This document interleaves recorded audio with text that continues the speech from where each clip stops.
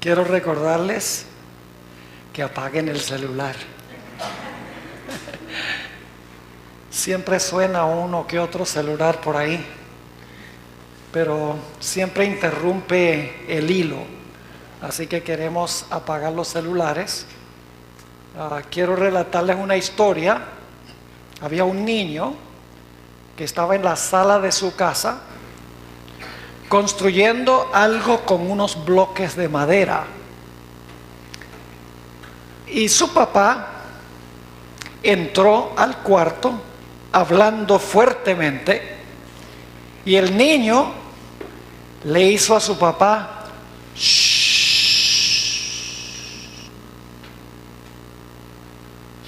Y el papá, sorprendido de que el hijo chiquito le diera shh, dice: ¿y por qué debo callarme?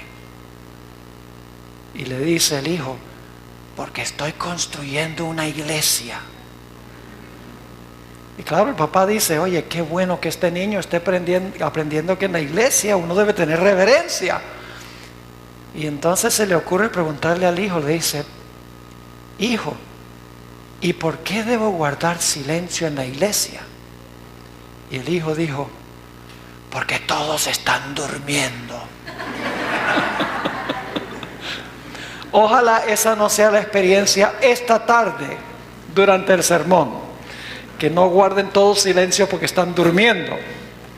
Tenemos un tema apasionante para estudiar.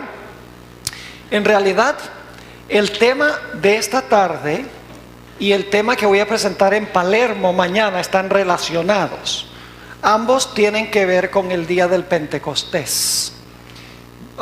Hoy vamos a hablar el tema titulado Jehová es la roca.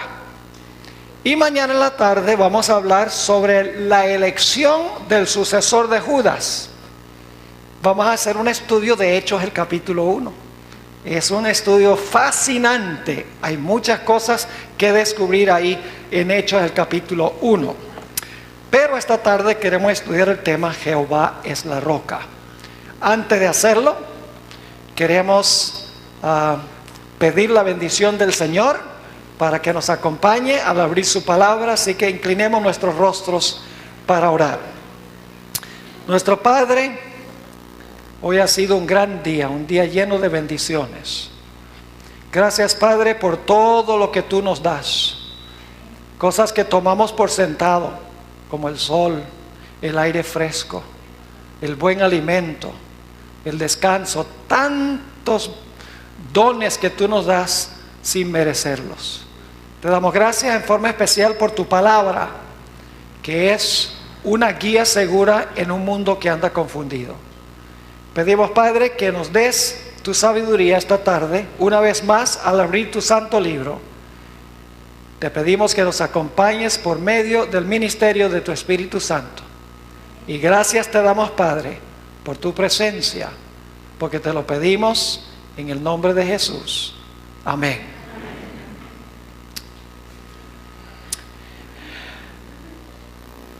Cuando hablamos del día del Pentecostés, la mayoría de los cristianos piensan de lo que sucedió en la tierra en el día del Pentecostés.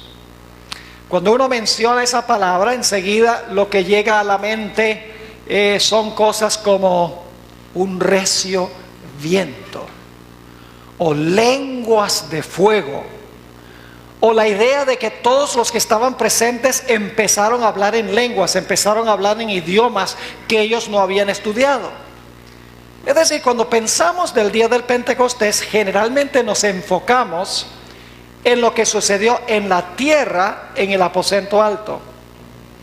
Pero como vamos a estudiar esta tarde, el evento importante en el día del Pentecostés no sucedió en la tierra. El evento importante en el día del Pentecostés ocurrió en el cielo. Lo que pasa es que la mayoría de la gente no estudia ese aspecto, porque nos enfocamos y pensamos sencillamente en lo que sucedió con los discípulos en el aposento alto. Pero el evento crucial, el evento importante ocurrió en el cielo en el día del Pentecostés, y lo que ocurrió en la tierra fue solamente un anuncio terrenal de un evento que ocurrió en el santuario celestial. Ahora, para comenzar nuestro estudio en esta tarde, yo quiero compartir con ustedes un fenómeno que se encuentra repetidas veces en el Antiguo Testamento. Cuando nosotros miramos el Antiguo Testamento, nos damos cuenta que hay un patrón o un orden que se realiza cuando se hace un sacrificio en el santuario. La forma en que funciona es que el sacerdote ofrece el sacrificio y entonces Dios demuestra que Él acepta el sacrificio, lloviendo fuego del cielo para consumir el sacrificio.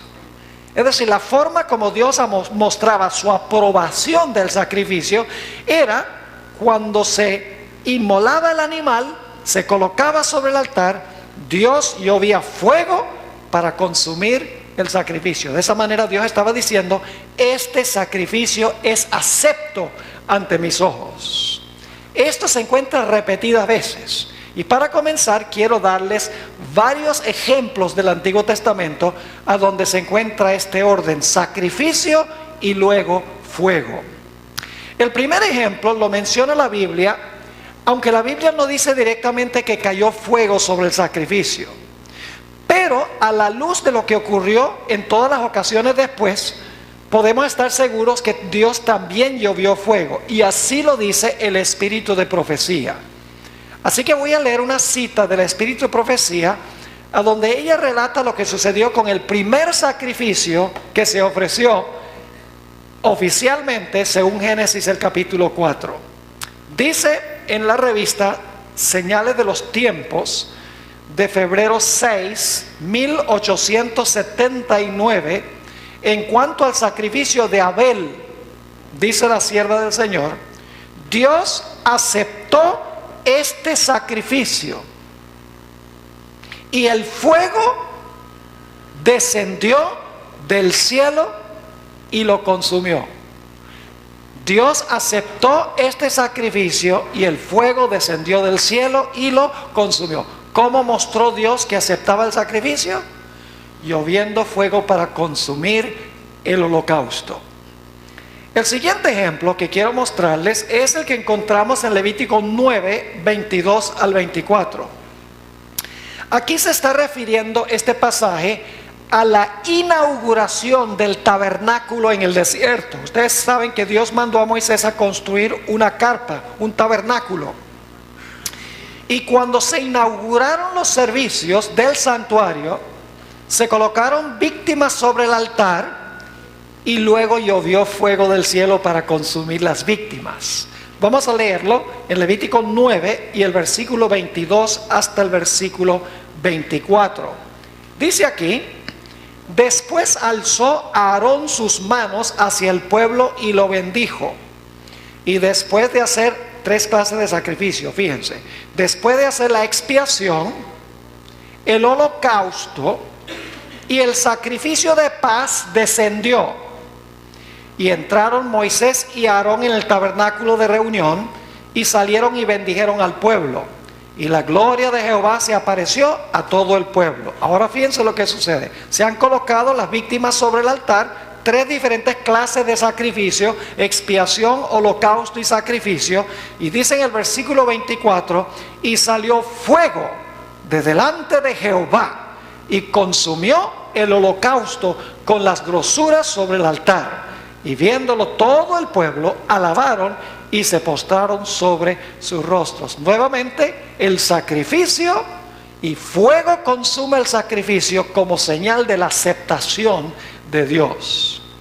El siguiente ejemplo lo encontramos en Primera de Crónicas, el capítulo 21 y el versículo 26. Primera de Crónicas 21 y el versículo 26. Aquí está hablando de un sacrificio que ofreció David. Ustedes recuerdan que los filisteos se llevaron el arca del pacto y el arca comenzó a derramar plagas sobre las ciudades de los filisteos. Y los filisteos finalmente le dijeron a David: mira, estamos hartos de esta arca, por favor ven y recoge el arca, llévatela, no la queremos más. Así que David fue, buscó el arca, y cuando el arca iba de regreso a Jerusalén, iba en una carreta y parecía que el arca se iba a caer, y allí fue que Usa colocó la mano para sostener el arca, y la Biblia dice que cayó muerto, porque Dios había dicho que no tocaran el arca. Ahora, por eso David no llevó el arca hasta Jerusalén. La colocó en un lugar que se conoce como la era de Ornán Jebuseo, y ahí quedó por un tiempo antes de que llevara el arca a Jerusalén. Y allí, en ese lugar, David ofreció un holocausto. Vamos a leer ese versículo. Dice: y edificó allí David un altar a Jehová, en el que ofreció holocaustos y ofrendas de paz. Fíjese, otra vez sacrificios, holocaustos y ofrendas de paz. E invocó a Jehová, quien le respondió, ¿cómo? Le respondió por fuego desde los cielos en el altar del holocausto. Fíjese, otra vez el mismo orden: sacrificio y luego fuego. Nuestro siguiente ejemplo está en Segunda de Crónicas 7 y el versículo 1. Segunda de Crónicas 7 y el versículo 1. Aquí se está hablando de la inauguración del templo que construyó Salomón. Escuchen bien, no es el templo de Salomón, es el templo de Jehová construido por Salomón. A veces decimos el arca de Noé. No, fue el arca de Dios construida por Noé. Ahora, cuando Salomón terminó de construir el templo, elevó una oración a Dios para inaugurar el templo. Y noten lo que dice que sucedió en 2 de Crónicas 7 y el versículo 1. Dice aquí: cuando Salomón acabó de orar, descendió fuego de los cielos y consumió el holocausto y las víctimas, y la gloria de Jehová llenó la casa. Nuevamente, sacrificios y luego fuego para consumir los sacrificios. El último ejemplo que les quiero dar se encuentra en Primera de Reyes, el capítulo 18 y el versículo 38. Y yo creo que la mayoría de ustedes conocen esta historia. Es la historia de Elías en el monte Carmelo. Elías colocó las víctimas sobre el altar y había hecho una prueba. Le había dicho a los sacerdotes Baal, le había dicho: mire, el Dios que responda por fuego, ese es el verdadero Dios. Ahora fíjense lo que dice Primera de Reyes 18 y el versículo 38. Dice: entonces cayó fuego de Jehová y consumió el holocausto, la leña, las piedras y el polvo, y aún lamió el agua que estaba en la zanja. Viéndolo todo el pueblo se postraron y dijeron: Jehová es el Dios, Jehová es el Dios. Así que tenemos este patrón en el Antiguo Testamento, donde se ofrece un sacrificio o se ofrecen sacrificios, y luego Dios muestra que Él acepta los sacrificios, lloviendo fuego sobre la víctima para consumirla. Ahora lo que quiero hacer es mostrarles otro lenguaje, otras metáforas que enseñan la misma lección. Ya no es sacrificio y fuego, sino que es otra manera de enseñar esa misma lección. Me refiero específicamente a dos episodios del Antiguo Testamento que tienen que ver con la roca. Ahora, el primer episodio se encuentra en Éxodo 17 y el versículo 1 hasta el versículo 6. Éxodo 17 y los versículos 1 hasta el versículo 6. Vamos a encontrar que, aunque los símbolos son distintos, los símbolos enseñan la misma lección que el holocausto y el fuego. Y esto va a llegar a ser mucho más claro a medida que estudiamos. El pueblo de Israel se encontraba en el desierto. En realidad, Dios había llovido maná del cielo. Y en el siguiente capítulo, la Biblia dice que no había agua donde ellos estaban. Y empezaron a murmurar. Vamos a leer empezando en el versículo 1. Toda la congregación de los hijos de Israel partió del desierto de Sin por sus jornadas, conforme al mandamiento de Jehová, y acamparon en Refidim, y no había agua para que el pueblo bebiese. Y altercó el pueblo con Moisés, y dijeron: danos agua para que bebamos. Y Moisés les dijo: ¿por qué altercáis conmigo? ¿Por qué tentáis a Jehová? Así que el pueblo tuvo allí sed y murmuró contra Moisés y dijo: ¿por qué nos hiciste subir de Egipto para matarnos de sed a nosotros, a nuestros hijos y a nuestros ganados? Entonces clamó Moisés a Jehová diciendo: ¿qué haré con este pueblo? De aquí a un poco me apedrearán. Yo pregunto, ¿estaba pecando el pueblo? ¿La murmuración es pecado?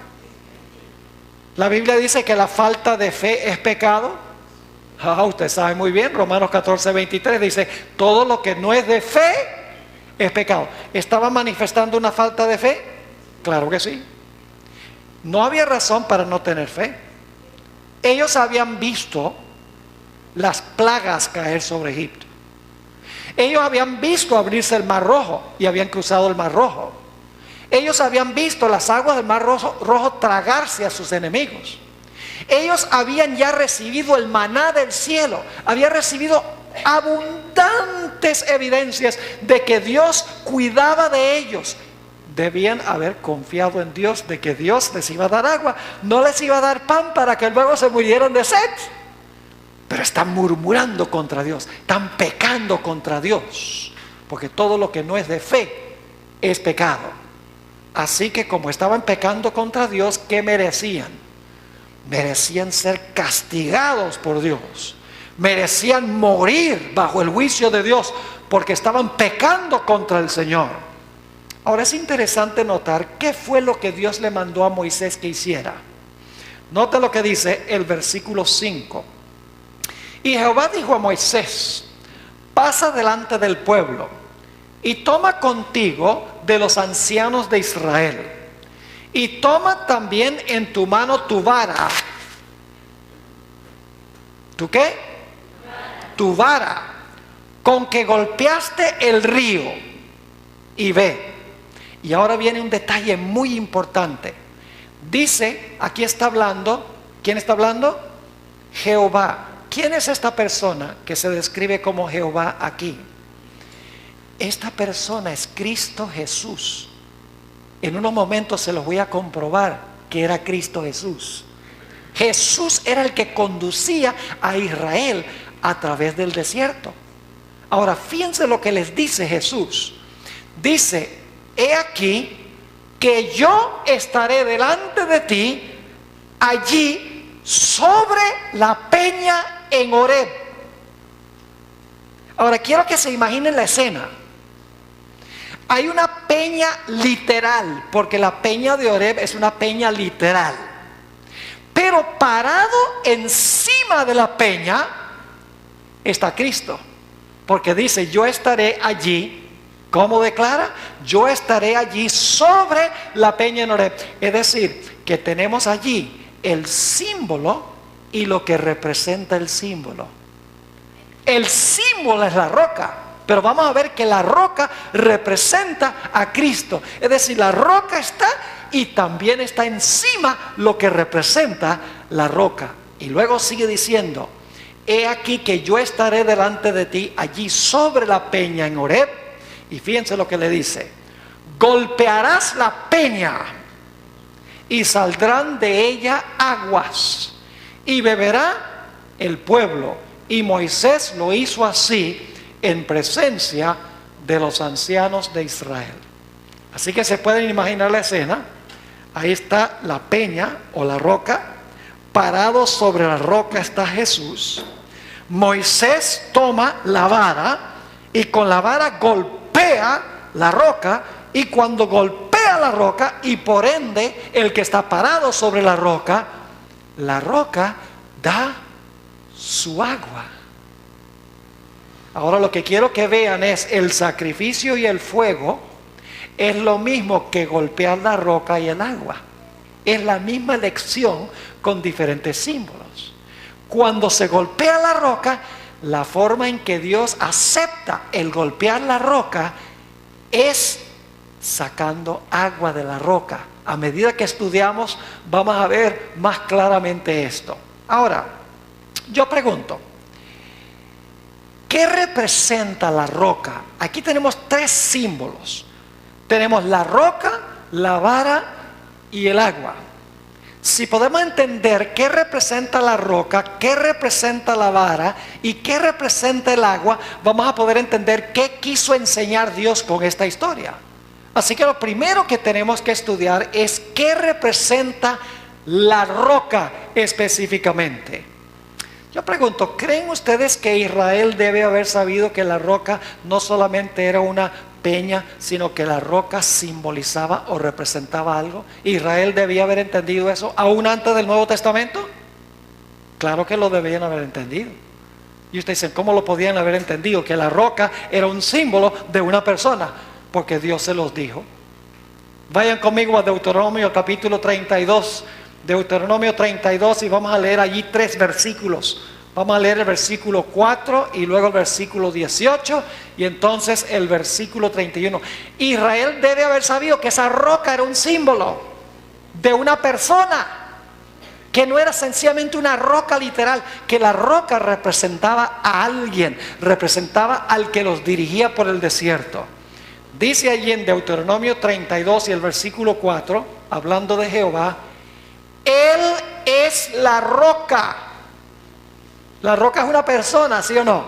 Él es la roca cuya obra es perfecta, porque todos sus caminos son rectitud. Dios de verdad y sin ninguna iniquidad en él. ¿Qué representa la roca? Representa a Dios, el Dios que dirigía a Israel. Noten el versículo 18. Dice que la roca creó a Israel. No puede ser una piedra literal que los creó. Dice, de la roca que te creó, te olvidaste, te has olvidado de Dios, tu creador. ¿Qué representa la roca? Dios, su creador.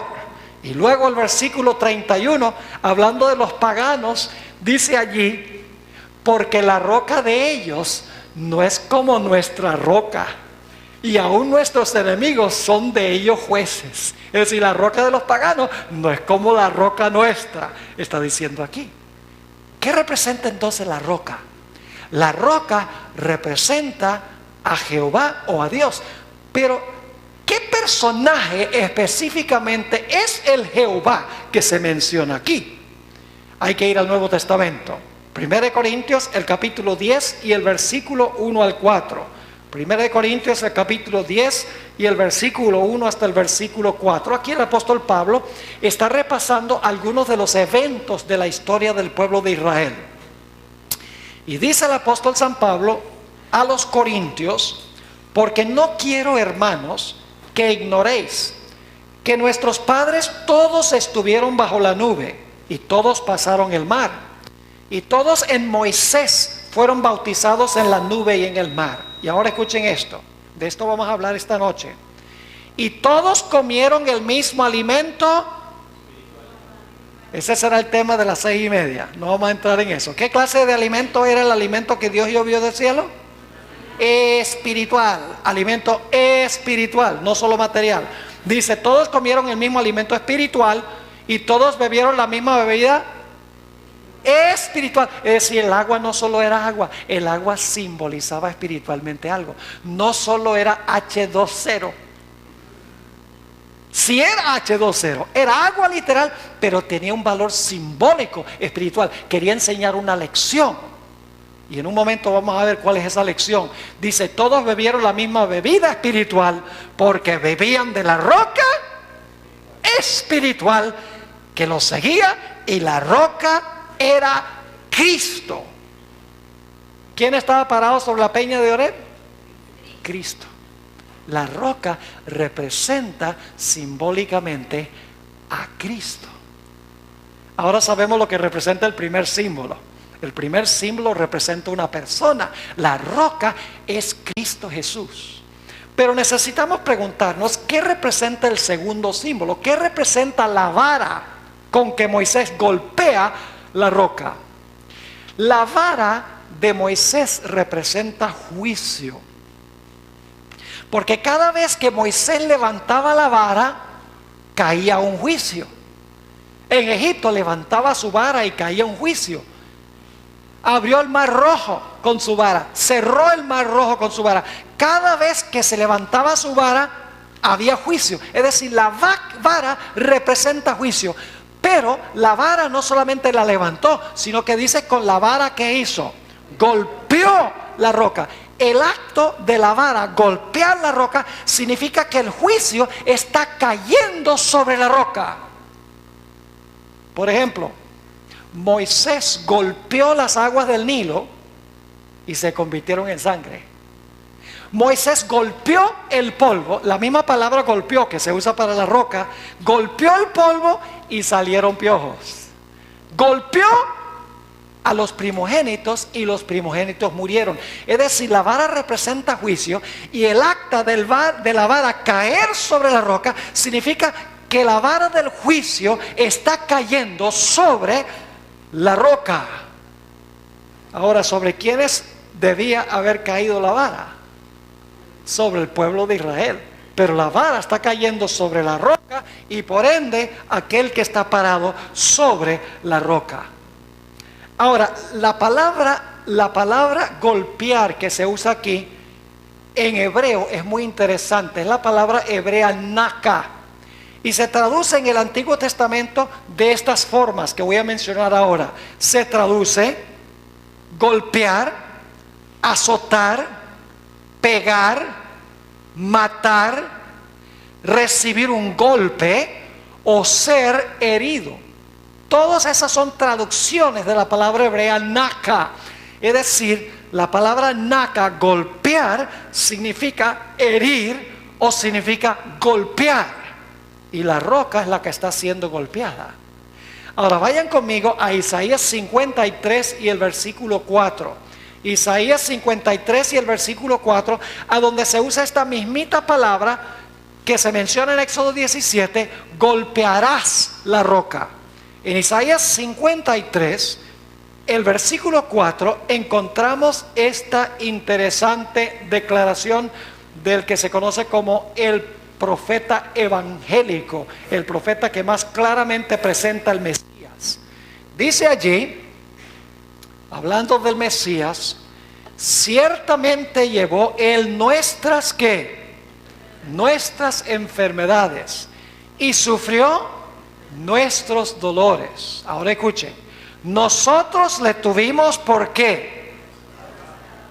¿Sabe que esa es la mismita palabra golpearás la roca? Se podría traducir, nosotros le tuvimos por golpeado, nosotros le tuvimos por herido. Ahora fíjense lo que sigue diciendo, ciertamente llevó él nuestras enfermedades y sufrió nuestros dolores, y nosotros le tuvimos por azotado, es decir, por herido, por golpeado. ¿Por quién? Le tuvimos por azotado, por herido ¿de quién? De Dios y abatido. ¿Quiénes merecían ser golpeados con la vara del juicio de Dios? Nosotros, porque nosotros somos los pecadores. Pero este versículo dice que el Mesías, Jesús, iba a ser golpeado, y dice el versículo explícitamente, herido de Dios y abatido. Es decir, esta profecía de Éxodo 17 está diciendo que la vara del juicio de Dios iba a caer no sobre el pueblo culpable, sino que iba a caer sobre la roca, y el que estaba parado sobre la roca, sobre Cristo Jesús.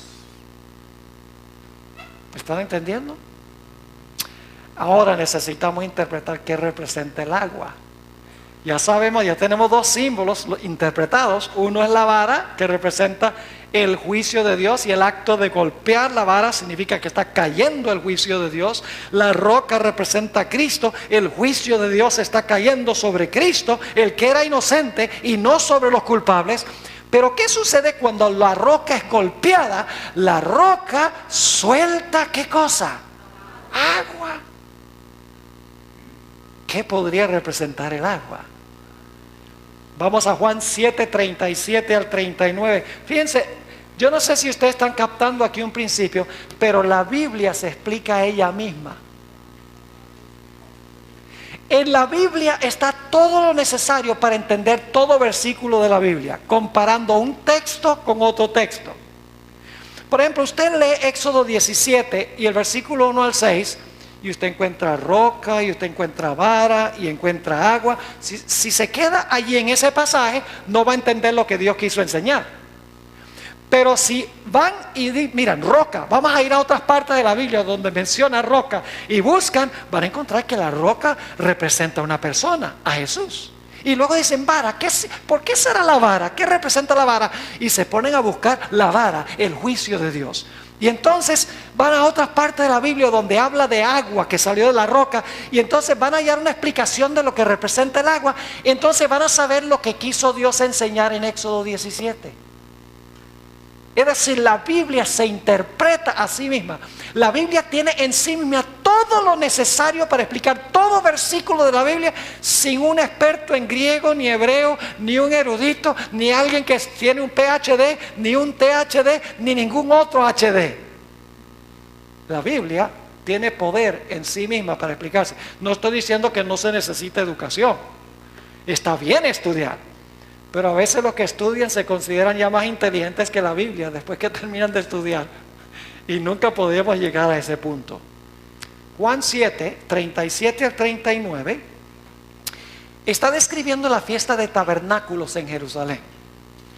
El Señor Jesucristo ha ido a la fiesta, es el último día de la fiesta. El día número 8, porque la fiesta de tabernáculos eran 7 días y luego le agregaron un 8º día de celebración. Se conocía como el gran día de la fiesta de los tabernáculos. Y fíjense lo que dice Jesús, Juan 7, 37 hasta el versículo 39. En el último y gran día de la fiesta, Jesús se puso en pie y alzó la voz diciendo: si alguno tiene sed, venga a mí y beba. ¿Quién es la roca? Jesús, porque Jesús dice: si tú tienes sed, ven a mí y bebe. La roca dio su agua y la gente bebió. Jesús dice: vengan a mí y beban. Es decir, la roca es Cristo. El agua que sale de la roca es el agua que da Cristo Jesús. Pero ahora quiero que noten algo muy interesante. Cuando usted bebe el agua, ¿a dónde va el agua? Al vientre, al estómago, exacto. Se llena el vientre de agua, ¿sí o no? Pero ahora escuchen lo que sigue diciendo. Dice allí: en el último y gran día de la fiesta, Jesús se puso en pie y alzó la voz diciendo: si alguno tiene sed, venga a mí y beba. Y luego dice: el que cree en mí. ¿Saben lo que representa beber el agua? Significa creer en Jesús. Jesús lo está explicando. Dice: vengan a mí, si tienen sed, vengan a mí y beban. Ahora va a explicar qué significa venir a Él y beber. Dice: el que ¿qué? El que cree en mí. Ahora, esa palabra creer hoy en día no significa nada. ¿Han oído la expresión: todos creemos en el mismo Dios y todos vamos para el mismo lugar? No importa qué religión tú pertenezcas. ¿Acaso no todos creemos en Dios? El diablo también cree y tiembla. No es suficiente creer que Dios existe, porque el diablo sabe que Dios existe. No es suficiente creer que Jesús vivió y murió y fue sepultado y resucitó y está sentado a la diestra de Dios y vendrá otra vez. La palabra creer, que la palabra es pistis y el verbo es pistiuo, significa confiar. Tener confianza en. Jesús está diciendo, en otras palabras: el que cree en mí, el que confía en mí, como dice la Escritura, escuchen bien, de su interior correrán ríos de agua viva. ¿Del corazón de quién fluirán ríos de agua viva? Del que bebe. Ahora, yo no sé si ustedes están captando lo que está diciendo Jesús. Jesús está diciendo: mira, si tú tienes sed, ven a mí, yo soy la roca, ven a mí y bebe. ¿Y qué significa beber? confiar en Él como Salvador personal. Dice, cuando tú vienes a mí y tú crees en mí, el resultado es que yo te doy agua y el agua entra a tu vientre y ahora tienes en tu vientre el agua. ¿Y qué va a suceder? Dice, el que cree en mí, como dice la Escritura, de su interior correrán ríos de agua viva. Es decir, tú bebes del manantial y te conviertes en un manantial. El agua que entra es el agua que sale. Lo que recibes lo das. Recibes para dar, recibes, bebes el agua te entra en tu interior y luego tú te conviertes en una fuente de agua de vida eterna.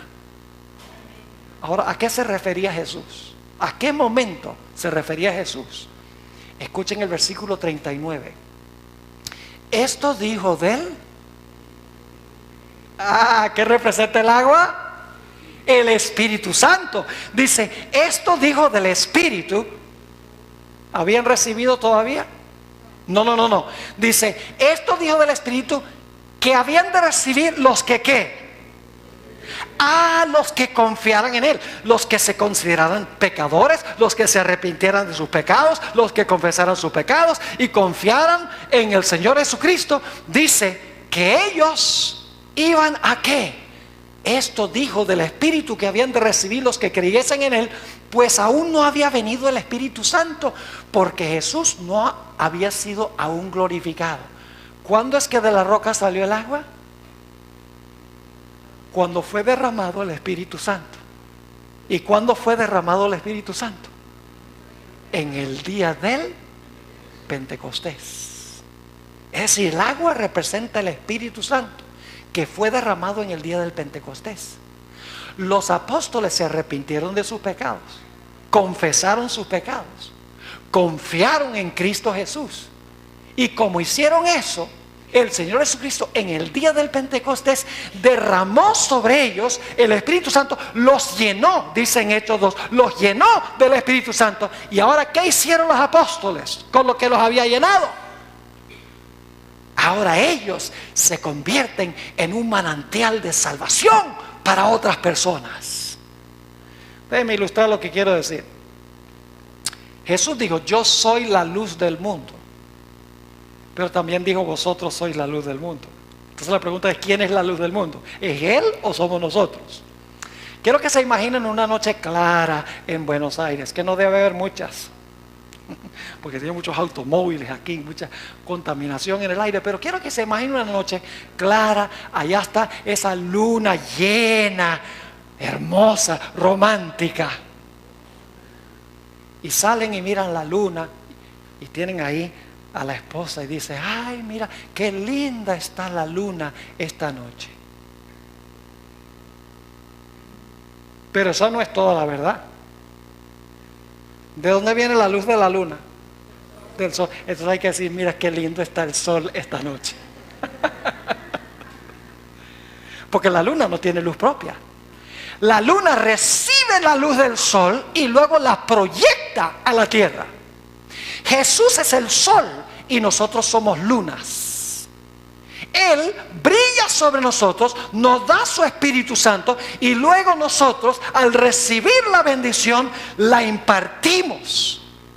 Y saben, cualquier persona que no tiene luz para impartir es porque no tiene conexión con la fuente de la luz y está en tinieblas. La mayor señal, mis hermanos y hermanas, de que nosotros conocemos a Jesús como Salvador personal es que tenemos un deseo intenso de hacerlo conocer a otras personas. Si no tenemos ese anhelo de que la gente se salve, de que la gente pueda recibir a Jesús, pueda tener paz y gozo en su vida, si no tenemos ese deseo intenso, no hemos recibido el Espíritu Santo, porque cuando bebemos el agua nos convertimos en manantiales de agua, según dice el Señor Jesucristo aquí. Por eso en 1 Corintios 12 y el versículo 13 dice el apóstol San Pablo, porque por un solo espíritu fuimos todos bautizados en un cuerpo, sean judíos o griegos, sean esclavos o libres, y a todos se nos dio a beber, ¿de qué? ¿Qué es lo que bebemos? A beber de un mismo ¿qué? De un mismo espíritu. ¿Qué representa el agua? El Espíritu Santo. Ahora tenemos todos los símbolos. ¿Qué representa la roca? Cristo. ¿Qué representa la vara? Juicio. ¿Qué representa el acto de golpear la roca a la vara? Que cae el juicio de Dios. ¿Sobre quién cae? Sobre el Señor Jesucristo. ¿Cuándo cayó sobre Jesucristo la vara del juicio de Dios? En el Getsemaní y en el Calvario y en la cruz.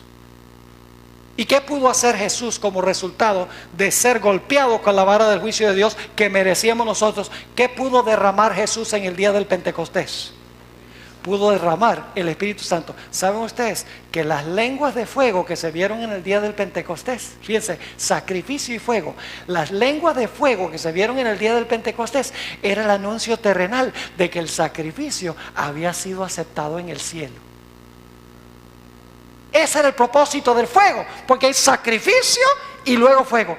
Y en las últimas 3 páginas del Deseado de todas las gentes, la hermana White lo describe con lujo de detalle. Ella entendió este asunto. Habla de la ascensión de Jesús en medio de la aclamación de los ángeles. Los ángeles están cantando, abriendo puertas eternas y entrará el Rey de Gloria. Y todo el cielo está cantando, se abren las puertas de la ciudad. Jesús entra con la hueste angélica allí en su ascensión y entra a la presencia del Padre. Y entonces Jesús levanta la mano y dice: silencio, no cante. Y ahora hay suspenso y hay silencio en el cielo. Y describe ella cómo Jesús entra a la presencia de su Padre y le dice: Padre, yo necesito estar seguro que mi sacrificio fue suficiente para traer algún día acá a todos mis hijos. Necesito tener la seguridad de que mi sacrificio que he hecho es acepto delante de tus ojos. Padre, tengo que tener esa seguridad. Y dice la sierva del Señor que el Padre dice: es suficiente el sacrificio que ofreciste. Y entonces se derrama el Espíritu Santo sobre los discípulos que están en el aposento alto, y el fuego es la señal de que Jesús se ha presentado delante de su Padre y su sacrificio ha sido aceptado. El acto de golpearlo, el juicio de Dios, y el agua que sale de la roca significa que el golpe que él recibió es acepto por Dios, porque derrama el Espíritu Santo, que es el agua, en el día del Pentecostés. Entonces, ¿a dónde se realizó el elemento importante? En el cielo.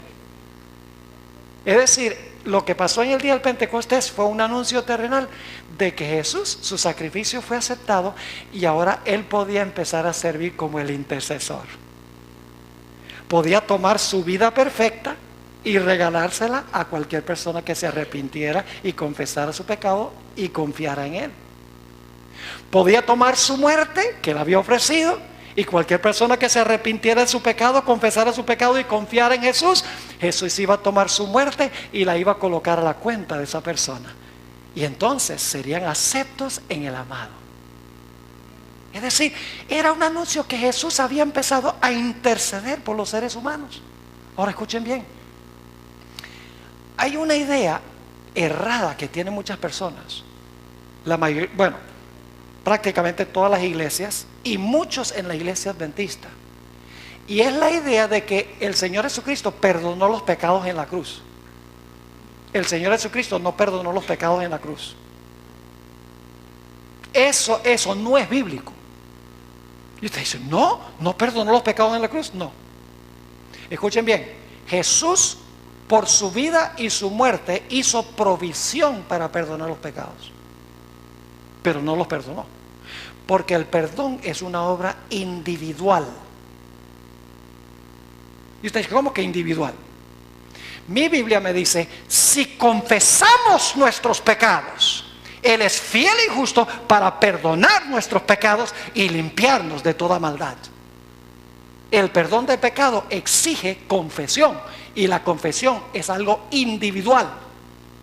En el día del Pentecostés, cuando el apóstol Pedro predicó su sermón, según Hechos 2:38, vienen los que están presentes a donde Pedro y le dicen: Pedro, no hiciste un llamado, no hiciste un llamado. ¿Qué tenemos que hacer a la luz de lo que tú predicaste? Y Pedro dice: arrepentíos y bautícese cada uno de vosotros para perdón de los pecados. ¿Habían sido perdonados sus pecados en ese momento, antes de eso, en la cruz? No, porque ¿para qué les va a decir arrepiéntanse, bautícense para perdón de los pecados, si los pecados habían sido perdonados 50 días antes en la cruz?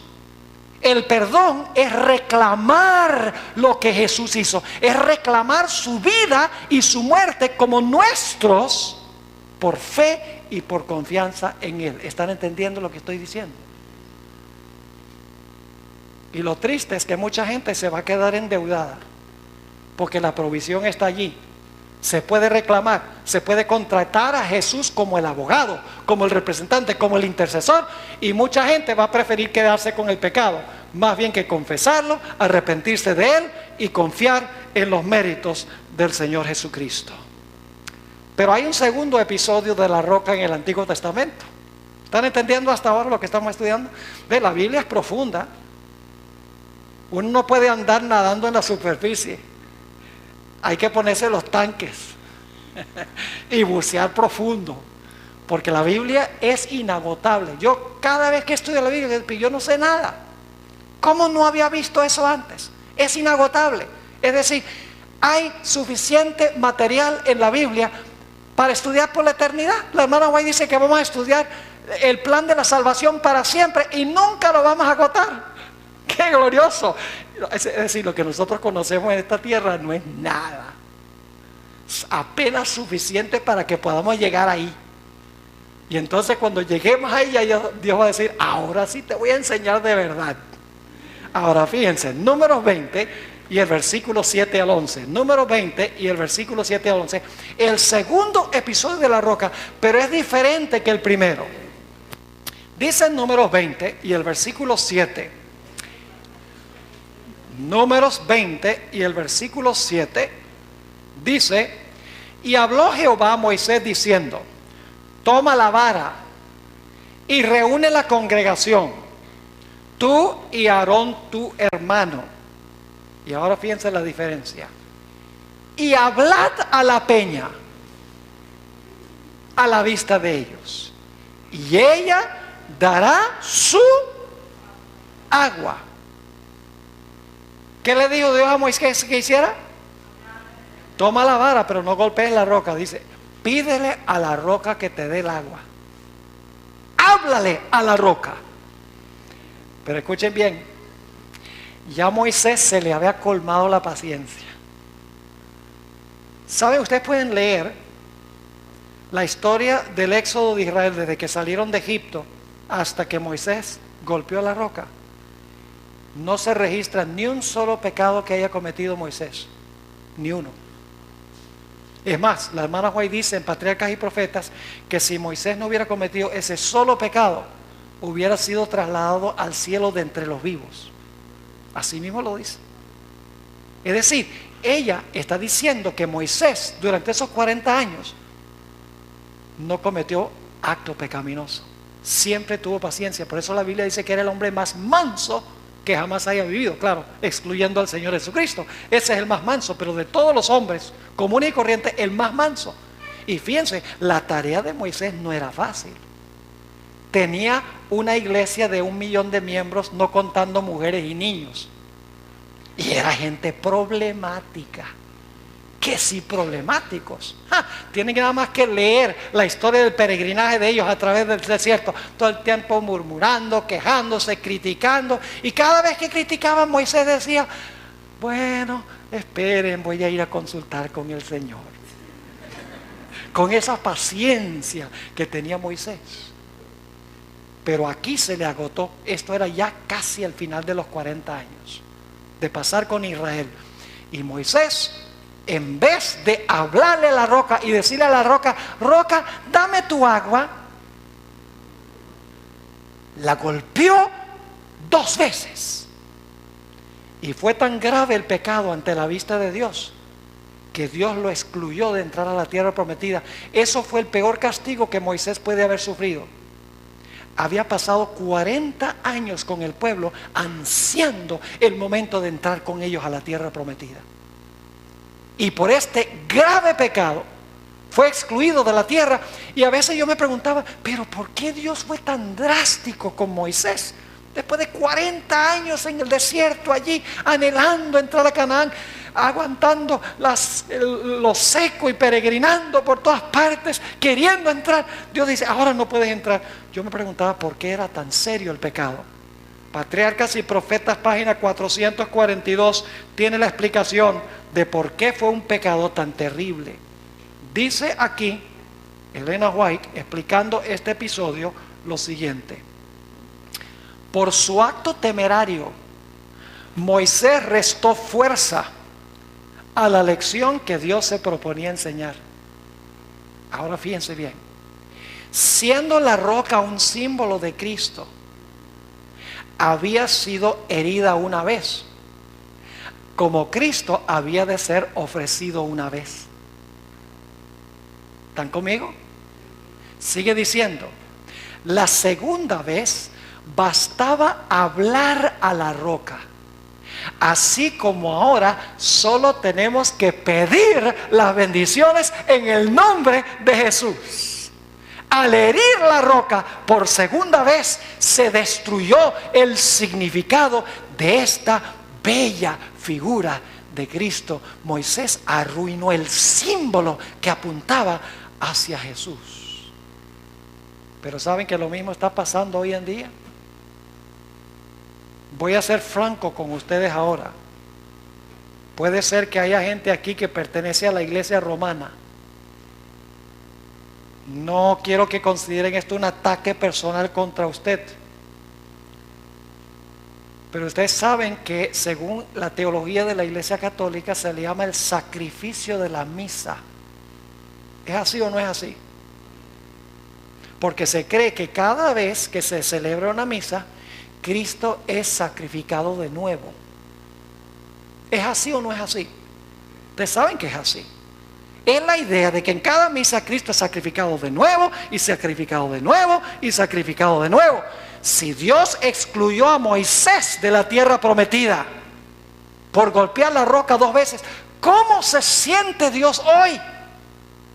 Cuando se enseña que Cristo tiene que ser sacrificado vez tras vez tras vez, cuando el libro de Hebreos dice que cuando Jesús padeció de una vez para siempre y no muere más. Si queremos la bendición del Espíritu Santo hoy, no necesitamos creer que Cristo es sacrificado de nuevo. Lo único que tenemos que hacer es pedir el Espíritu Santo, porque ya el Espíritu Santo fue derramado cuando la roca fue golpeada. Por eso dice en Lucas el capítulo 11 y el versículo 13, Lucas 11 y el versículo 13 dice, pues si vosotros siendo malos sabéis dar buenas dádivas a vuestros hijos, ¿cuánto más vuestro Padre Celestial dará el Espíritu Santo a los que se lo pidan? ¿Qué tenemos que hacer hoy para recibir el Espíritu Santo? ¿Cristo tiene que morir de nuevo? ¿Tiene que caer bajo el juicio de Dios de nuevo? No. Jesús murió de una vez por todas. Jesús pagó el precio por todos los pecados. No significa que los perdonó todavía, pero pagó el precio por todos los pecados. Si nosotros queremos beneficiarnos hoy, lo único que tenemos que hacer es creer en Él, confiar en Él, arrepentirnos, confesar nuestros pecados y reclamar la justicia de Cristo Jesús. Pedid y se os dará, dijo el Señor Jesucristo. Ahora escuchen, ¿a dónde fue Jesús cuando ascendió al cielo? ¿A dónde se ubicó? Bueno, fue al santuario. ¿A qué parte del santuario? Al lugar santo. Ahora escuchen bien, les voy a comprobar esto. El santuario es una ilustración de cada etapa del ministerio de Jesús. A veces nosotros cometemos el error de comenzar el estudio del santuario en el atrio. Casi siempre cuando se estudia el santuario se empieza en el atrio a donde estaba el altar del sacrificio. Eso es un error. Y usted dice, ¿pero por qué un error? Porque tenemos que incluir el campamento. ¿Y por qué tenemos que incluir el campamento? Le voy a explicar. En el campamento es que vivían los pecadores que necesitaban el santuario. Y no era suficiente que el Señor Jesucristo muriera por el pecado en el atrio, sino que se exigía que Jesús viviera una vida perfecta. Les explico. La ley de Dios exige absoluta perfección. ¿Es así o no es así? La ley dice, tú me obedeces perfectamente y vives. Pero si tú me violas, tienes que ¿qué? Tienes que morir. Es decir, la ley exige dos cosas. Exige una vida perfecta. Y si no se le ofrece la vida perfecta, la ley exige la muerte. Ahora yo pregunto, ¿cuántos de nosotros podemos ofrecerle a la ley la vida perfecta que la ley exige? Nadie. Y por lo tanto, ¿cuántos tienen que ofrecerle la muerte a la ley, lo que exige la ley? Todos estamos bajo sentencia de muerte. Como no le podemos ofrecer la vida santa que la ley exige, el resultado es que nosotros tenemos que morir. Todos nosotros estamos en un doble problema. No tenemos una vida para ofrecerle a la ley, ni tampoco queremos ofrecerle la muerte a la ley. Así que ¿saben lo que vino a hacer Jesús? Jesús vino a vivir la vida que nosotros debemos vivir, para ofrecerle la justicia a la ley que la ley exige. Vino a vivir en nuestro lugar. Es decir, el Señor Jesucristo vino a vivir la vida que nosotros debemos vivir. Y usted dice, ¿y cómo es que Jesús podía vivir por todos nosotros? Muy sencillo, podía vivir por todos nosotros porque el Señor Jesucristo nos creó a todos nosotros. Y siempre que digo eso, alguien me dice, pero Jesús no me creó a mí, yo vine de mi mamá. Y yo le digo, ¿y tu mamá de dónde vino? De la mamá de ella. ¿Y la mamá de ella de dónde vino? De la mamá de ella. Si vamos hacia atrás, ¿a dónde termina el proceso? Con Adán y Eva. Cuando Jesús creó a Adán y Eva, nos creó a todos porque todos venimos de ellos. Es decir, el Señor Jesucristo creó a todos los seres humanos y como creó a todos, podía ofrecerse en lugar de todos. Jesús dijo, yo voy a ir a la tierra y voy a vivir la vida que la ley exige y la voy a vivir en lugar del hombre. Vino a vivir la vida que la ley nos exige a nosotros. ¿Y saben dónde vivió su vida? Antes de ir a la cruz, el Señor Jesucristo tuvo un ministerio de más de 30 años, 33 años antes de morir en la cruz. Es decir, el campamento representa la vida perfecta de Jesús. Fíjense que antes de sacrificar el cordero era necesario estar seguro de que el cordero no tuviera ¿qué? No tuviera mancha. El cordero sin mancha es la vida perfecta de Jesús. Y luego, cuando se veía que el cordero no tenía mancha, entonces se sacrificaba. El cordero, la perfección del cordero representa la vida perfecta de Jesús y el sacrificio del cordero representa la muerte de Cristo Jesús. Jesús vivió por todos y el Señor Jesucristo murió en lugar de todos. Su vida y su muerte es en favor de todos los seres humanos. Es decir, primero Jesús vino al campamento del santuario a vivir en nuestro medio para ser un cordero perfecto. Luego entró en el atrio, al altar del sacrificio, a donde murió como los corderos morían. Y luego, después venía el lavacro. ¿Saben lo que es el lavacro? En la Biblia se le llama el lavacro de la regeneración, en Tito 3:5. ¿Qué significa regeneración? Significa que algo se ha muerto y hay que darle de nuevo ¿qué? Vida. ¿Sabe lo que representa el lavacro? La resurrección de Cristo. El campamento es su vida perfecta, el altar del sacrificio es su muerte, el lavacro es su resurrección. ¿Y cuál es el siguiente lugar después del lavacro? El lugar santo. ¿O es que ustedes creen que Cristo saltó por encima del lugar santo? Directo al lugar santísimo. No, Él fue ¿a dónde? Él entró al lugar santo del santuario. ¿Y a qué entró al lugar santo del santuario?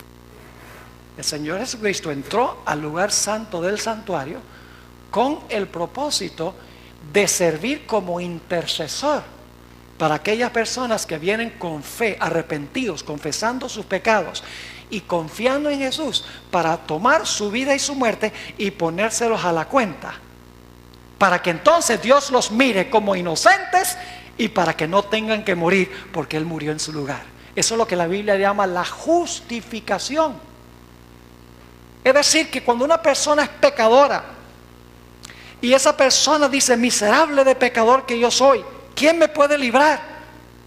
Se predica un sermón y se dice: Jesús vivió la vida que tú debes vivir, vivió una vida perfecta, sin pecado. Ah, pero yo debo morir. Jesús vino y murió la muerte que tú debes morir. Y si tú recibes a Jesús como tu Salvador, si tú te arrepientes de tu pecado genuinamente, triste por tu pecado, y confiesas tu pecado con agonía, y confías que Jesús vivió su vida y murió la muerte en tu lugar, si tú confías en Él, Él ahora mismo se puede presentar allá delante del Padre y dice: Padre, yo vengo aquí representando a Juan. Y el Padre dice: ¿y dónde está Juan? Y Jesús dice: no, es que Juan no tiene que venir porque yo lo represento a él. Él me acaba de contratar. Y estoy dramatizando para que puedan entender. Y el Padre dice: entonces, ¿Juan está en ti? Y Jesús dice: sí, Juan está en mí. Porque él se arrepintió del pecado, lo confesó y está confiando en mi vida y en mi muerte. Y entonces el Padre dice: bueno, entonces yo acepto tu vida y acepto tu muerte en lugar de Juan. Lo aceptamos en el amado y Dios nos mira como si nunca hubiéramos pecado.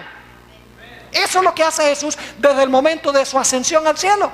Es lo que comenzó a hacer en el día del Pentecostés. Es decir, el santuario se abrió para que ahora se acercaran los clientes de Cristo Jesús para reclamar lo que Jesús había hecho. Ahora quiero leerles 2 versículos. Vayan conmigo a Apocalipsis 4 y el versículo 5. ¿Están entendiendo o no? Apocalipsis 4 y el versículo 5. Déjenme darles un poquito de trasfondo, un poquito de marco histórico de lo que está pasando en Apocalipsis 4. Y ya vamos a terminar en unos 5 minutos aproximadamente, literales, no proféticos. Vamos a darles un tiempo libre para que se puedan relajar y eso antes de comenzar la segunda reunión. Pero en Apocalipsis 4, escuchen bien, se está preparando el salón celestial para recibir a Jesús en el momento de su ascensión. En Apocalipsis 4 Jesús no ha llegado todavía. Ahí en Apocalipsis 4 está sentado Dios el Padre en su trono. En medio del trono están los 4 seres vivientes que son querubines y serafines. También alrededor del trono están los 24 ancianos que son los representantes de los mundos que nunca pecaron. Ojalá tuviéramos tiempo de hablar con eso. Tengo 6 temas nada más sobre los 24 ancianos. Es un tema fascinante, extraordinario, pero tiene que aceptar por fe que los 24 ancianos representan a aquellos que representan los mundos que nunca pecaron. Es decir, ahí está todo el universo reunido esperando que los ángeles que han sido mandados al cielo regresen al cielo trayendo a Jesús al cielo. Pero hay alguien más que está presente allí en Apocalipsis 4 antes que llegue Jesús. Note lo que dice Apocalipsis 4 y el versículo 5. Dice: y del trono salían relámpagos y truenos y voces. Y delante del trono ardían, ¿qué cosa? 7 lámparas de fuego, las cuales son, ¿qué cosa? Los 7 espíritus de Dios. Entonces, ¿hay 7 Espíritus Santos? No. ¿Qué indica el número 7? Plenitud. ¿Quién está presente allí en su plenitud? Está en el lugar santo, el Espíritu Santo en su plenitud. ¿Y qué está haciendo en el cielo en ese momento? No ha sido derramado todavía. Ahora vamos al capítulo 5 para ver qué sucede cuando llega Jesús. El capítulo 5 y el versículo 6. Capítulo 5 y el versículo 6 dice: y miré. Ahora llega Jesús en el capítulo 5. Y miré y vi que en medio del trono y de los 4 seres vivientes y en medio de los ancianos estaba en pie un ¿qué? Un cordero como inmolado. ¿Quién es ese cordero? ¿Está vivo? Ahí, en esa escena está vivo. Claro que sí, porque dice que se acerca al Padre. Un cordero muerto no se puede acercar al Padre. Pero ¿en qué condición está ese cordero? Está vivo, pero ha sido ¿qué? Ha sido sacrificado. Porque Jesús acaba de morir en la tierra, ascendió al cielo en el capítulo 4, llega y en el capítulo 5, ahí en medio del trono, presentándose delante del Padre, viene el cordero como inmolado. Eso es lo que describe Elena White en las últimas 3 páginas del Deseo de todas las gentes. Y luego quiero que noten, algo pasa con los 7 espíritus. Dice, y miré, y vi que en medio del trono de los 4 seres vivientes, en medio de los ancianos, estaba en pie un cordero como inmolado, que tenía 7 cuernos y 7 ojos, los cuales son los ¿qué? Los 7 espíritus de Dios. Pero ahora hay algo interesante. Dice, los 7 espíritus de Dios, ¿qué? Enviados por toda la tierra. ¿Qué evento se está describiendo allí? El derramamiento del Espíritu Santo en el día del Pentecostés. Ahora es enviado ¿dónde? A la tierra, porque el Cordero se ha presentado delante del trono y el Padre ha dicho, acepto tu sacrificio. ¡Qué tremendo! No hay iglesia en el mundo que entienda esto, sino la iglesia adventista, porque la iglesia adventista se le ha encomendado la verdad del santuario. Y lamentablemente nos hemos extraviado de estudiar el santuario y de estudiar profecías y de usar el espíritu de profecía, etcétera, etcétera. Necesitamos otra vez regresar a estudiar la Biblia con detenimiento y necesitamos otra vez desempolvar los libros rojos. Bueno, ahora usamos computadora y está bien, no hay problema. Entonces hay que desempolvar el CD-ROM. Y tenemos que investigar el espíritu de profecía, porque hay joyas tremendas allí. Elena White entendió esto. Ella entendía muchísimo, como ya hemos visto. Yo creo que con todos los ejemplos que yo les estoy dando, ya ustedes deben estar pensando, pues la viejita debe saber bastantes cosas que yo no sabía antes. ¿Será que los que la critican sencillamente son superficiales en su lectura de la hermana White? Oh, claro que sí, son superficiales.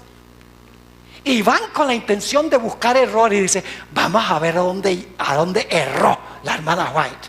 Van con ese espíritu. Y si van con ese espíritu, van a conseguir supuestos errores. Saben que hay cosas sin importancia. Por ejemplo, en la Biblia dice que en un evangelio que había un endemoniado y en el otro dice que había 2. Ay, voy a perder la salvación porque en uno había 1 y en el otro había 2. Lo importante es que Jesús echó a los demonios, no el detallito 1 o 2. La gente se ahoga en un vaso de agua. Fíjense, una vez la hermana White y le escribió a alguien y le dijo, mire, yo vi un sanatorio y el sanatorio tenía 40 cuartos. Y la persona le escribió y le dijo, ya yo perdí confianza en su don profético, porque yo sé que el sanatorio tiene solamente 38. Dios no le mostró el número de cuartos a la hermana White. Es un detalle sin importancia. Es un detalle que no tiene significado. Es como muchos detalles históricos que da la hermana White. Son importantes. Algunos dicen, bueno, fue la campana del palacio la que marcó el comienzo de la masacre de San Bartolomé. Y otros dicen, fue la campana de la catedral. Y viven peleando, diciendo, ¿fue la de la catedral o fue la del palacio? Hermanos y hermanas, la campana no importa. Lo que importa es que tocaron una campana para empezar la masacre de San Bartolomé. No nos ahoguemos en un vaso de agua. No busquemos cómo dudar, sino busquemos cómo tener fe. Vamos a la Biblia para conseguir fe. No vamos a la Biblia con el fin de dudar. Historia de la Redención, página 405. Fíjense lo que dice Elena White. El rasgamiento del velo del templo demostró que los sacrificios y los ritos judaicos ya no serían aceptados. Ahora escuchen, el gran sacrificio ya había sido ofrecido y aceptado. ¿Captaron? El gran sacrificio ya había sido ofrecido y aceptado. Y ahora dice, y el Espíritu Santo que descendió en el día del Pentecostés apartó, escuchen, la atención de los discípulos del santuario terrenal para dirigirla al celestial, donde Jesús entró por medio de su propia sangre para derramar sobre sus discípulos los beneficios de su expiación. Entonces, ¿qué sucedió en el día del Pentecostés? Los apóstoles recibieron ¿qué cosa? El Espíritu Santo. ¿Con qué propósito? ¿Sabe lo que muchos enseñan hoy en día? Dios da el Espíritu Santo para que puedas saltar en la iglesia, o para que puedas bailar en la iglesia, o para que puedas cantar a todo pulmón en la iglesia, para que te emociones, para darte una inyección de adrenalina. Por eso es que Dios te dio el Espíritu Santo. No, Señor. El propósito por el cual Dios dio el Espíritu Santo es que los apóstoles, recibiéndolo, lo dieran. Vayan conmigo a Hechos el capítulo 1 y el versículo 7 y 8. Hechos el capítulo 1 y el versículo 7 al 8. Y luego una ilustración final y terminamos. Hechos 1, 7 y 8. Está hablando de lo que le dijo Jesús a los apóstoles y dice lo siguiente. Y les dijo,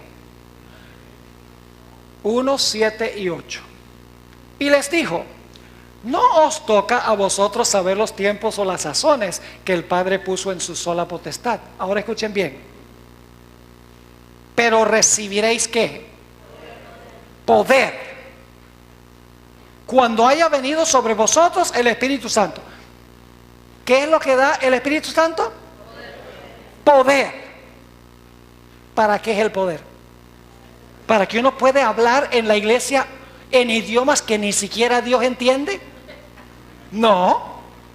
El propósito no es que todo el mundo esté hablando en un idioma desconocido que ni siquiera Dios conoce. El propósito es más práctico. Y ¿sabe? El único don que se impartió en el día del Pentecostés, ¿saben cuál fue el único don que se impartió en el día del Pentecostés? El don de lenguas. Después se vieron otros dones, pero en el Pentecostés solo el don de lenguas. Y algunos dicen, eso significa que es el más importante y todo el mundo tiene que tenerlo. ¿Saben por qué es que Dios dio el don de lenguas en el día del Pentecostés? Porque ese fue el que Dios dio. Porque había gente de diferentes nacionalidades ahí que no hablaban el idioma de los apóstoles. Y el propósito de recibir el poder del Espíritu Santo fue darles la capacidad a los apóstoles de hablar los idiomas de esa gente para que la gente pudiera entender el mensaje en su propio idioma. El propósito del Espíritu Santo era testificación. No era para gozar en la iglesia, una inyección de adrenalina, saltemos y alabemos. No, no, no, no. Recibiréis poder. Y luego noten lo que dice.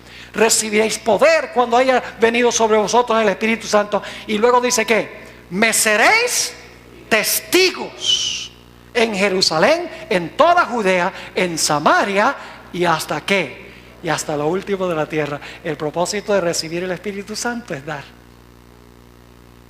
Cuando tú bebes el agua, te conviertes en un manantial de agua. Y si tú no eres un manantial, tú no has bebido. Yo sé que eso es serio. Si cada miembro de la iglesia estuviera testificando, en menos de un año en esta iglesia no cabría la gente. Ahora es porque viene gente de muchas diferentes iglesias. Tendrían que abrir iglesias en todas partes. Si cada miembro compartiera la experiencia que Dios les ha dado, ¿será posible que nosotros no estamos compartiendo la experiencia porque no la hemos tenido? Si no la hemos tenido, debemos pedírsela al Señor. Debemos hacer lo que hicieron los apóstoles. Yo pregunto, ¿los apóstoles se arrepintieron durante los 10 días antes del Pentecostés? ¿Arreglaron todos los problemas que había entre ellos? ¿Confesaron sus pecados a Dios en oración? Sí. ¿Ellos cumplieron las condiciones? ¿Confiaron en Jesús como su Salvador? Claro que sí. Estaban preparados para recibir el Espíritu Santo para que luego pudieran testificar. Ahora quiero terminar con una ilustración. Una vez el Señor Jesucristo se encontró con una mujer samaritana. Estaba ahí al lado del pozo de Jacob. Era mediodía. Nunca en Israel la gente va a sacar agua a mediodía, porque a mediodía hace mucho calor. Pero esta mujer fue a mediodía porque tenía una vida un poco turbia. Tenía mala reputación. No quería ver a nadie. Y cuando va a sacar agua, el Señor Jesucristo le dice, mujer, dame agua dame agua de beber. Y la mujer enseguida le dice, ¿cómo es que tú, siendo judío, hablas con una samaritana? Porque los judíos y los samaritanos no se hablan, no se quieren para nada. Ahora, yo quiero que ustedes noten que esta mujer crece en su conocimiento de Jesús, porque al principio dice, ¿cómo es que tú, siendo judío? Pero luego Jesús le dice, mira, yo conozco tu vida al derecho y al revés. Tú has tenido 5 hombres en tu vida y el hombre con el cual vives ahora no es tu marido. Y la mujer le dice, yo creo que tú eres un profeta. Y cuando la historia termina dice, yo creo que tú eres el Mesías. Y entonces Jesús le dice, mira, yo tengo un agua que si tú bebieras de esa agua nunca tendrías sed de nuevo. Vamos a leer esos versículos. Capítulo 4 y el versículo 13 y 14 de Juan. Juan 4 y el versículo 13 y el versículo 14 del Evangelio según San Juan. Dice aquí, respondió Jesús y le dijo, cualquiera que bebiere de esta agua volverá a tener sed. El que bebe de agua literal vuelve a tener sed. Pero ahora escuchen, mas el que bebiere del agua que yo le ¿qué? ¿En qué tiempo está ese verbo? Futuro. Dice, mas el que bebiere del agua que yo le daré, y ya hemos visto que lo da en el Pentecostés, no tendrá sed jamás, sino que el agua que yo le daré será, escuchen, en él una fuente de agua que salte para vida eterna. ¿Están captando lo que está diciendo? Está diciendo Jesús, si tú vienes y bebes del agua, entonces tú te conviertes en una fuente de agua. Esta mujer entendió lo que Jesús estaba enseñando, creyó en él y lo aceptó como su salvador personal. ¿Y saben qué fue lo que hizo? Inmediatamente fue al pueblo donde vivía, el pueblo de Sicar. Mientras ella se fue a Sicar, llegaron los apóstoles, a quienes Jesús había mandado para comprar comida. Y le dicen a Jesús, Señor, aquí te trajimos la comida. Y Jesús dice, mi comida y mi bebida es hacer la voluntad de mi Padre y terminar su obra. Y los discípulos, torpes como de costumbre, dicen, debe ser que alguien le trajo comida. Así lo dice. Y entonces Jesús le dice a sus discípulos, le dice, ustedes han oído que hay 4 meses hasta la cosecha, ¿verdad? Pues dicen no. Dicen, miren los campos, están blancos, listos para la cosecha. El deseo de toda la gente dice que Jesús no estaba apuntando a campos de trigo ni de cebada. Estaba apuntando hacia la ciudad de Sicar, de donde venía esta mujer con todo el pueblo tras ella para escuchar las palabras de vida de Jesús. La que había bebido el agua ahora se convirtió en una fuente de agua. Quiero leerles para terminar cómo Elena White describe esta experiencia. Ministerio de Curación, páginas 69 y 70. Dice, tan pronto como halló al Salvador, la mujer samaritana que habló con Jesús junto al pozo de Jacob, trajo otros a él. ¿Tan pronto qué? Tan pronto halló al Salvador, ella trajo a otros a él. Ahora fíjense los discípulos. Dice, así dio pruebas de ser una misionera más eficaz que los propios discípulos. Ahora fíjense cómo se sentían los discípulos. Ellos no vieron en Samaria indicios de que fuera un campo alentador. O sea, ahí no hay gente, ahí no hay futuro, decían. ¿En qué estaban fijando su atención? Como muchos adventistas que dicen hoy en día, bueno, no se está bautizando mucha gente, pero cuando caiga la lluvia tardía. Ellos pensaban igual. Escuchen lo que dice ella. No vieron en Samaria indicios de que fuera un campo alentador. Fijaban sus pensamientos en una gran obra futura. Y no vieron que en derredor de sí había una mies que cegar. Pero por medio de la mujer a quien ellos despreciaron, toda una ciudad llegó a oír a Jesús. Ella llevó enseguida la luz a sus compatriotas. Y luego comenta, esta mujer representa la obra de una fe práctica en Cristo. Y viene ahora la famosa cita que ustedes conocen, cada verdadero discípulo nace en el reino de Dios como misionero. apenas llega a conocer al Salvador, desea hacerlo conocer a otros. La verdad salvadora y santificadora no puede quedar encerrada en su corazón. El que bebe del agua viva llega a ser una fuente de vida. El que recibe se transforma en un dador.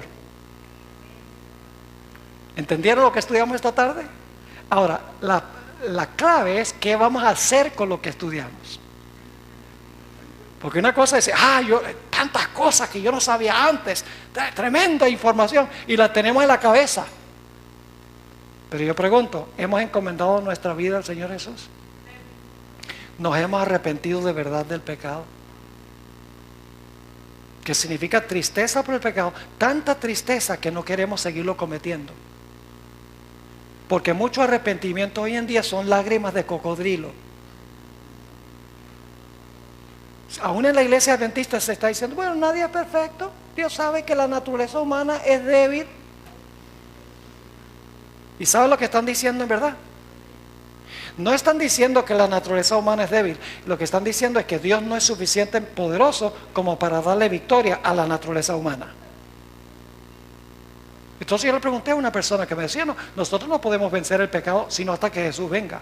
Entonces va a cambiar el cuerpo vil a semejanza de su cuerpo de gloria. Y le dije, ¿por qué tú crees que no se puede vencer el pecado completa y totalmente en esta vida? Dice, porque es que nosotros somos seres humanos débiles, tenemos una naturaleza carnal. Entonces yo le digo, entonces tú estás diciendo que tu naturaleza carnal es más poderosa que Dios. Que es imposible que Dios te dé la victoria sobre el pecado en carne pecaminosa. Eso no es lo que enseña mi Biblia. Mi Biblia enseña que Enoc venció el pecado y fue trasladado de entre los vivos, como sucederá con la generación final. Pero tiene que haber arrepentimiento genuino del pecado, tristeza por el pecado, suficientemente tristes como para no quererlo cometer más, porque crucificó a nuestro querido Jesús. Y luego debo estar dispuesto de confesar el pecado. Y eso significa audiblemente, digo, Señor, soy un miserable pecador. No merezco sino la muerte. Pero luego viene la esperanza y digo, pero Señor, tú viviste la vida que yo debo vivir. Tú moriste la muerte que yo debo morir. Señor Jesús, por favor, ¿será posible que tú tomes tu vida y tu muerte y te presentes ante tu Padre y digas, Padre, aquí vengo, el pastor viene en mí? Y el padre dice, ¿el pastor ahora está en ti? Sí. Pues entonces, como te acepto a ti, lo acepto a él. Eso es lindo, hermanos y hermanas. Pero tenemos que pasar por la experiencia. Y luego cuando hemos tenido esa experiencia, no vamos a querer que las demás personas tengan esa experiencia también. Que viven con un complejo de culpa, todo el tiempo deprimidos, tristes, amargados por el pecado, viviendo en medio del pecado. Nuestro mensaje es un mensaje que hay un Salvador. Nuestro mensaje es no solamente que hay un Salvador, sino que hay poder que transforma una vida pecaminosa a semejanza de la vida del Señor Jesucristo. Así que si no hemos tenido esa experiencia, yo quiero orar para que el Señor nos la dé. ¿Le gustaría que yo orara para que el Señor nos dé esa experiencia? Oremos. Padre Celestial, en esta tarde hemos estudiado un tema solemne. Hemos estudiado en cuanto a tu grandeza. El hecho de que tú estás dispuesto de aceptar la justicia de Jesús en nuestro lugar. Y la muerte de Jesús también en nuestro lugar. Padre, nos arrepentimos de nuestros pecados. Porque sabemos que nuestros pecados te causan dolor. Llevaron a Jesús a la cruz. No queremos seguir pecando. Porque hiere tu corazón. Te ruego, Señor, que tú perdones nuestros pecados. Y más que esto, que limpies nuestra vida de toda maldad. Danos una experiencia viva y real con el Señor Jesucristo. Un espíritu de conversión en nuestra vida. Para que recibiendo el Espíritu Santo podamos impartirlo a aquellas personas que perecen y que están ansiando una vida mejor. Gracias, Padre, por habernos acompañado. Gracias por responder esta oración porque te lo pedimos en el nombre de Jesús. Amén.